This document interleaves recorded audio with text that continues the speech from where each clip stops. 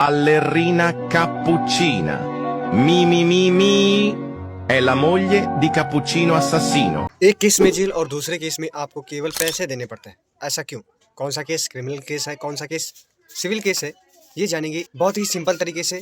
तो सब्सक्राइब जरूर कर लीजिएगा। देखो, सिविल केसेस वो केसेस होते हैं जिसमें कोई क्राइम नहीं होता, केवल राइट्स टूटते हैं, जैसे कॉन्ट्रैक्ट तोड़ना, प्रॉपर्टी का डिस्प्यूट या पैसे का लेन देन। ये सारे केसेस सिविल केसेस में आते हैं। वही क्रिमिनल केसेस वो केसेस होते हैं जिसमें कोई क्राइम होता है, जैसे कि मारपीट, हत्या, चोरी। ये सारे क्रिमिनल केसेस के कैटेगरी में आते हैं।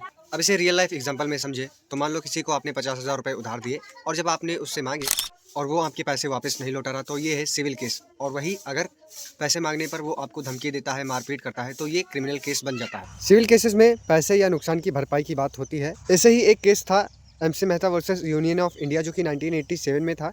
इसमें ओलियन गैस लीक हुई थी, जिससे कि कई लोगों को नुकसान हुआ था। इसमें सुप्रीम कोर्ट ने कहा भले ही ये क्राइम नहीं था, लेकिन लोगों को नुकसान पहुंचा है, इसीलिए जिन्हें नुकसान हुआ है उन्हें कंपनसेशन दिया जाएगा कंपनी की तरफ से। अब क्रिमिनल केसेस में स्टेट खुद एक्शन लेता है।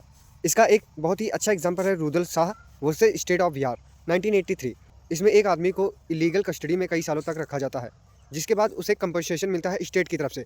यानी कि स्टेट अगर कुछ गलत करता है तो उसे भी वैसे ही ट्रीट किया जाता है जैसे कि आम आदमी को ट्रीट किया जाता है। भारत में 2023 में 60 लाख से ज़्यादा क्रिमिनल केसेस दर्ज हुए हैं और सिविल डिस्प्यूट्स लगातार बढ़ रहे हैं। लेकिन सिविल केसेस का डिस्पोजल काफ़ी धीमा है, जिससे कि सिविल जुडिशियल सिस्टम पर बहुत ज़्यादा बर्डन है। अब इसे तुम सिंपल तरीके से याद कर सकते हो, जैसे हक टूटे तो सिविल और कानून टूटे तो क्रिमिनल। तो अगर तुम भारत के नागरिक हो तो ये आम बातें तुम्हें ज़रूर पता होनी चाहिए।